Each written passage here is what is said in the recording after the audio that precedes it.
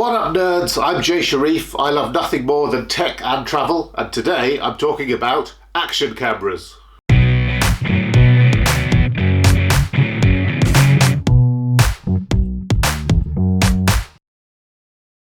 I've been buying new technology since the day I got my first paycheck. I just love that feeling of owning a new gadget that nobody else has. As a result, I've got cupboards full of old tech and new tech, which brings us to today's video. A lot of people think the whole concept of rugged action cameras started with GoPro and the Hero range, but that's not even close to being true. I'm going to go through my drawers and find the oldest action camera I own that still works, and we're going to test it next to a modern GoPro. So, is the old tech better than the new stuff? Spoiler alert, nope. Of course it isn't, but how big a difference is there between the two? Let's find out. The old camera we're going to be testing in today's comparison is the Fujifilm Finepix XP100. I've had this about 8 years. Now, Fujifilm launched the XP range of rugged cameras in 2009, back when HD video was still a bit of a novelty. At the time, the XP cameras were very much at the cutting edge and were advertised as having quadruple protection. They were waterproof, shockproof, dustproof and freeze-proof straight out of the box. Just for context, this was more than 5 years before GoPro launched their own properly rugged, out-of-the-box waterproof cameras. Let me tell you a little bit about this XP100. I bought mine brand new. At the time, it cost about £200 or $250, and it was available in a whole load of funky colours, presumably to appeal to people who are both extreme sports enthusiasts and fashionistas. Now, I'm not a fashionista, I'm a nerd, so I bought a black one because it's less likely to overheat. So that's our old action camera. Now, for the sake of a fair comparison, I need to use a modern-ish action camera that's in the same price bracket as the XP100. There's no point comparing it to a $500 or a $1,000 camera because that would be ridiculous, that sort of fair fight. I did want to compare our old action camera to one of the new rugged and waterproof GoPro Heroes. The problem is that all of them were priced at the $400 or even $500 mark on release. But I did find something that's in the same price bracket as the XP100, and that camera is the GoPro Hero 5 Session. If you're new to action cameras, then you might not even recognise this one. The GoPro Hero 5 Session was launched a few years back, and it was a scaled down version of the GoPro Hero 5. And look at it. Genuinely, this is one of the most beautiful gadgets I've ever owned. It's so small and yet incredibly powerful. From the outside, it looks really simple. Just 2 buttons and a tiny LCD screen. It weighs less than 75 grams, and yet it's almost as powerful as its bigger brother, the Hero 5. So, that's our new-ish action camera. By the way, GoPro, why you don't make this camera no more? Seriously, this is a fantastic little machine. People love it, and it's really popular in the second-hand market. So please, please, please, GoPro, bring out a new version of the Session, please. Now, when judging cameras, there are 5 criteria that I always consider. Picture quality, video quality, sound quality, features, and usability. Those are, in my humble opinion, the most important factors to consider when buying any camera. And I'm going to be giving scores out of 10 in each of those categories to decide which of these is the superior machine. First, let's talk about the tiny form of the GoPro, which is a cube less than 4 centimeters by 4 centimeters.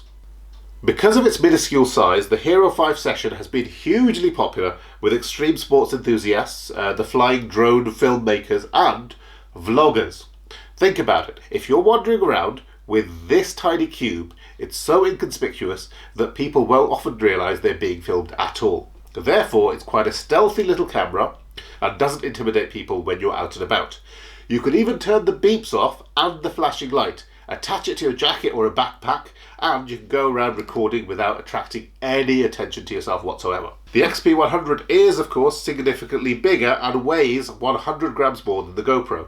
It's a standard old-school camera shape, reasonably thin, as you can see, and it's less than 10 centimeters across the widest side, so by no means unwieldy. It even has a 1/4 inch hole at the bottom, so you can connect it to a standard tripod.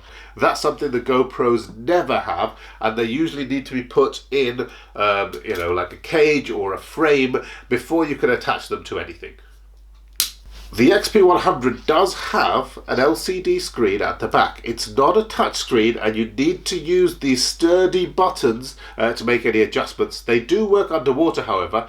Now, you can use this screen to see what you're shooting, review the footage you've already taken, and adjust the camera settings. Obviously, the GoPro doesn't have a built-in screen, but if you connect it wirelessly to your smartphone, then you'll be able to do all of that and more with the GoPro app. While it's technically possible to use your GoPro just on its own, I'd personally recommend you do connect it to your mobile phone, as that allows you to access the Pro Tune features, which let you adjust the image and video settings in various useful ways. The XP100 doesn't have Pro Tune, of course, that's a GoPro app, but you won't believe how many different shooting modes they've included. More on that later. A few practical differences worth mentioning. The XP100 uses old SD cards, and I've got a 16GB card in there at the moment. The GoPro is far too small to use normal SD cards. Instead, you've got to go with micro SD cards, and I've got a 128GB disc installed. However, it really is fiddly to get that card in and out. Luckily, you can download your images and video wirelessly, which is what I always try and do. The GoPro is charged via a USB-C cable and has an internal 1000 mAh battery that will last more than 90 minutes when you're recording in standard HD. It's really easy to recharge it on the go if you've got a USB power bank handy. Meanwhile, the battery in the XP100 is theoretically exactly the same size at 1000 mAh, but it's removable and you can't really charge it when you're out and about. You have to plug it into the mains recharger.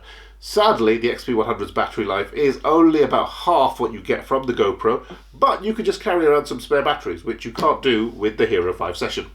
That's exactly why many people who bought this particular GoPro actually bought 1 or 2 extra ones to carry around with them. That is a much more expensive option, though, than just buying more batteries.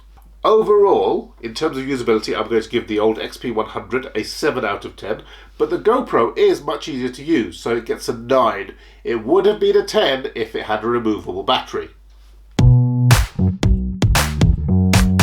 The first feature that these devices have in common is that they're rugged action cameras and have been created specifically for that market.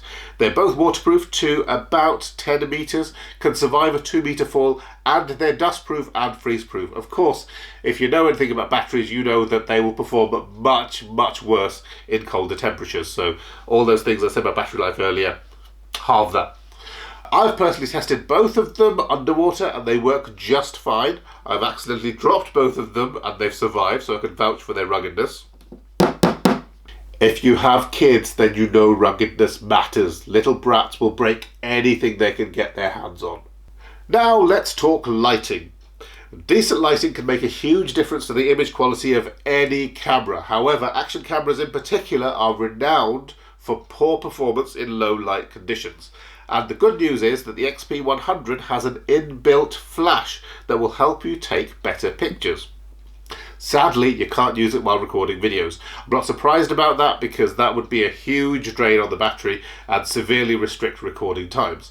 However, there are several low light and nighttime modes you can select. In fact, there are about a dozen different modes to choose from, including landscape photography, snow mode, beach mode, macro mode, sports mode for fast moving action, and underwater mode. There's even a mode called underwater wide angle, which I was really excited to see and then really disappointed because all it does is crop the top and the bottom of the image.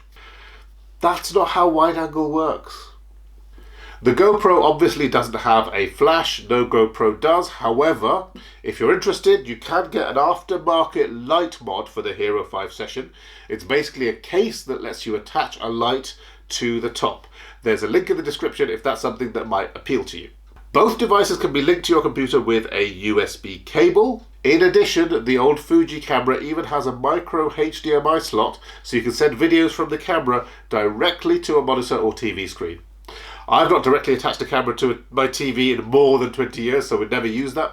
Another feature that I've never used, but some of you might like, is voice control. The GoPro can respond to voice commands, and you can tell it to take a picture or start recording, and it will. That's mainly for people who are sports enthusiasts, so they can operate the camera hands-free. It's something I've tested, but I personally don't need. In fact, I keep voice control turned off always because it drains the battery even when you're not using the camera. Overall, for features, I'm giving the XP100 a 7 because I like how many simple shooting modes it offers, while the GoPro gets an 8. It doesn't have as many gimmicky features as the Fuji, but it does have voice control and one-touch recording. Click once to start, click again to stop. Perfect.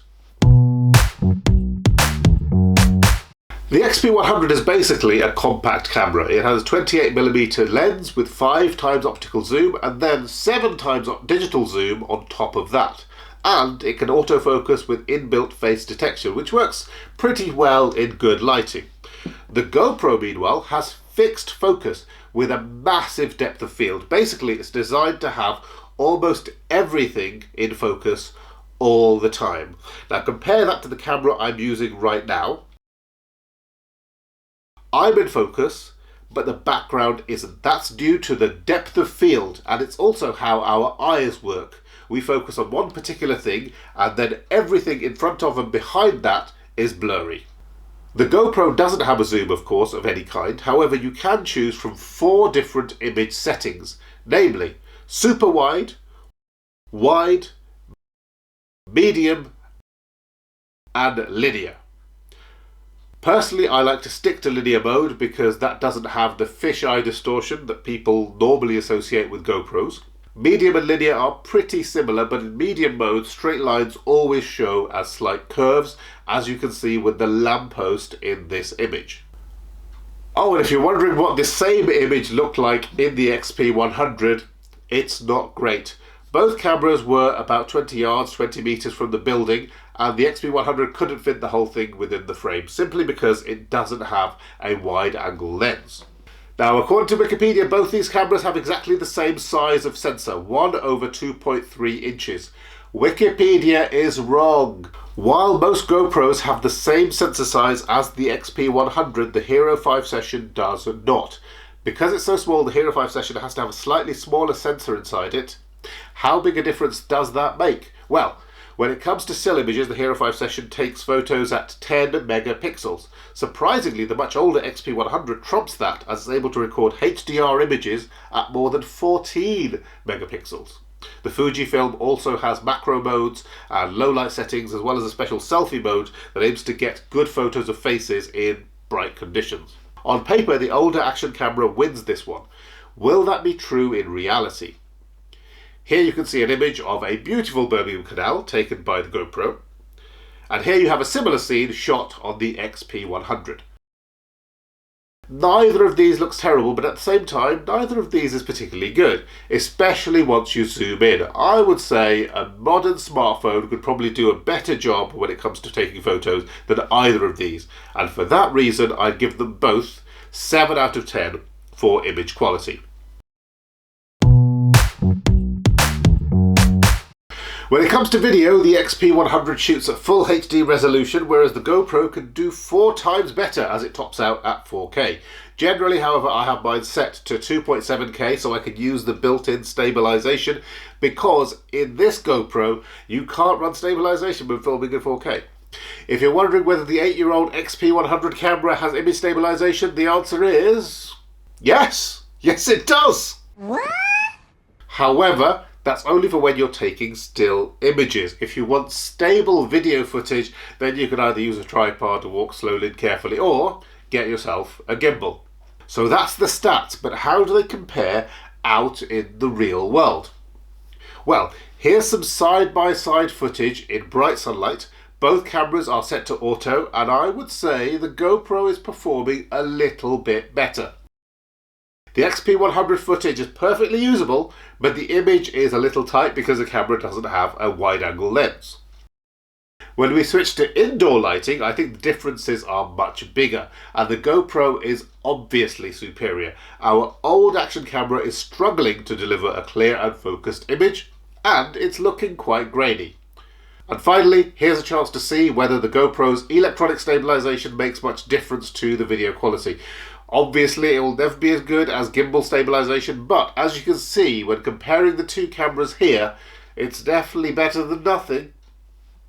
So when it comes to video quality, I'm giving the old XP100 a lowly 6 out of 10. Meanwhile, I'm going to hand the GoPro a whopping 8 out of 10. It delivers great video, it has inbuilt image stabilization, and you can even record up to 4K. I am genuinely impressed by how good the video coming out of this tiny GoPro can be, especially given the minuscule size. It's truly astonishing, and I love it.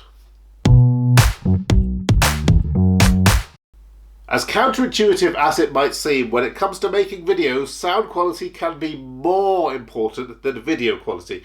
That's especially true when it comes to vlogging. Audiences will generally tolerate ropey video if they can clearly hear what you've got to say. There are vloggers on YouTube who have racked up millions of views and their quality of their video has been awful. But they've put a nice clean voiceover on top and it works. So let's hear what these two cameras sound like in vlogging mode.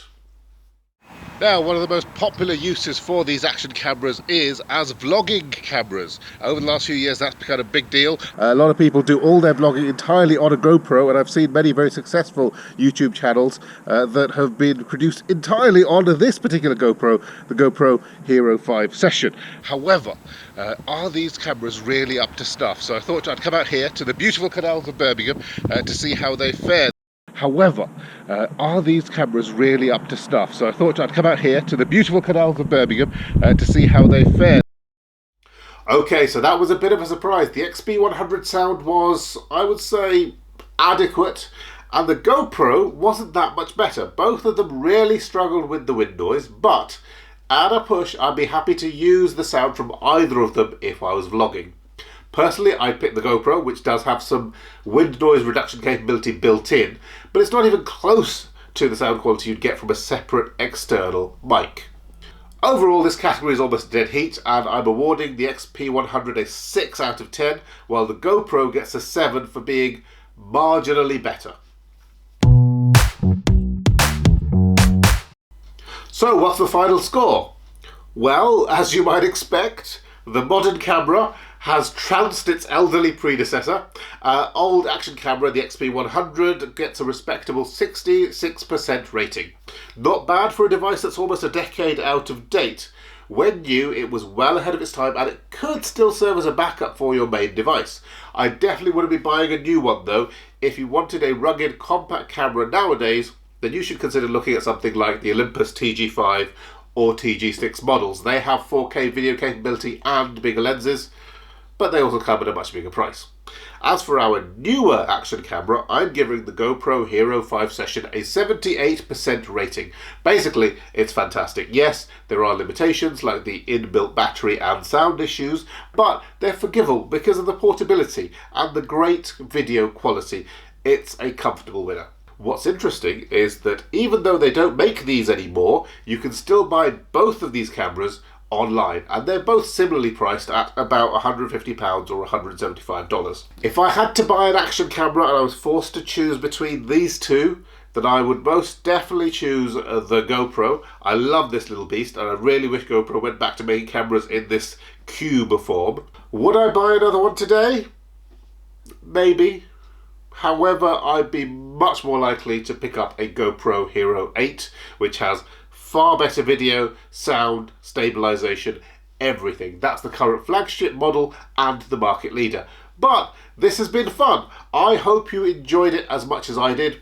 Like and subscribe and blah blah blah. You know the drill. Later, nerds.